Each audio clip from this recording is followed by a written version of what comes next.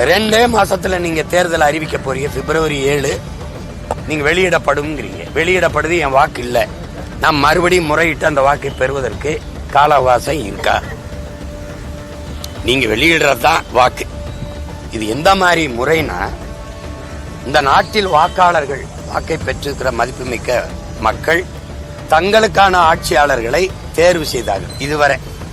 ஆனா இப்ப ஆட்சி அதிகாரத்தில் இருக்கிற ஆட்சியாளர்கள் தங்களுக்கான வாக்காளர்களை தேர்வு செய்யறாங்க. அதுதான் இந்த SIR சிறப்பு சீர்திருத்த வாக்கு. அவங்க எனக்கு யாரு வாக்கு செலுத்தணும்னு அவன் முடிவு பண்றான், ஆட்சியில் இருக்கிறவன். இப்ப யாரு போறது? திமுக மாதிரி ஆட்சியில் இருக்கிறவங்களுக்கு மாமன்ற உறுப்பினர் இருக்காங்க, எல்லா இடம் அமைப்பு இருக்கு, அவங்க பின்னாடியே போறாங்க, அவங்க வாக்குகளை சரி பண்றாங்க. அதிமுக பெரிய அமைப்பு, எல்லா இடத்துலயும் கிளை இருக்கு, உறுப்பினர் இருக்காங்க. எங்களை போன்ற வளர்ந்து வர பிள்ளைகள் என்ன செய்ய முடியும்? நீ என்ன பண்ணுவ? அங்க போனா என் படம் இருக்குன்னு வச்சுக்கிற, இது சீமானோட வாக்குன்னு தூக்கி விட்டுருவேன். அங்க போனா தம்பி விஜய் படம் இருக்குன்னு வச்சுக்க, அது தூக்கி விட்டுருவேன். இது இஸ்லாமிய வீடுன்னா தூக்கி விட்டுருவேன். எப்படி இது கிறிஸ்தவ வாக்குன்னா பிஜேபி RSS என்ன பண்ணு, இதெல்லாம் நமக்கு ஓட்டு போட மாட்டேன்னு தூக்கி விட்டேன். தூக்கி விட்டவர்களா இல்லையா நீங்க? ஓகி புயல்ல 200 பேர் நடுக்கடலை செத்து போனா, புயல்ல சிக்கி காப்பாத்தான் வரல. உயிரிழந்த உடலையாவது எடுத்து கொடு பொழைச்சுக்கிறோம்னு மக்கள் போராடிட்டு இருந்தான்.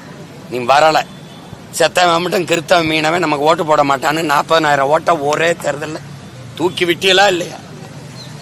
அதே மாதிரி வேலையை செய்வீங்க நீங்க. குறைஞ்சது 1 கோடி பேர் வாக்குரிமையை இழப்பாருங்க. பெரும்பாக்கத்தில் மட்டும் 25,000 பேருக்கு வாக்குரிமை இருக்காதுன்ற ஏற்கனவே நீங்க நடத்துவீங்க. பீகாரை பின்பற்றவும். பீகார்ல 81 லட்சம் பேர் வாக்கு செலுத்துற தகுதி இருந்தும் வாக்குரிமையை பெற முடியாம வெளியில நிக்கிறாங்க. அப்போ எப்படி? இந்த நாட்டில் மட்டும் ஏன் இவ்வளவு கொடுமையா இருக்கு? நாங்க விரும்பிய கல்வியை கற்கிறது, உரிய நல்ல தரமான மருத்துவத்தை பெற்றுக்கொள்வது, இதெல்லாம் எப்படி? மருத்துவ கல்வியை கற்பது, இந்த வாக்கு செலுத்துறது, இதெல்லாம் ஏன் இவ்வளவு கொடுமையா இருக்கு? இது ஏன் இவ்வளவு அவசரமா செய்யணும்?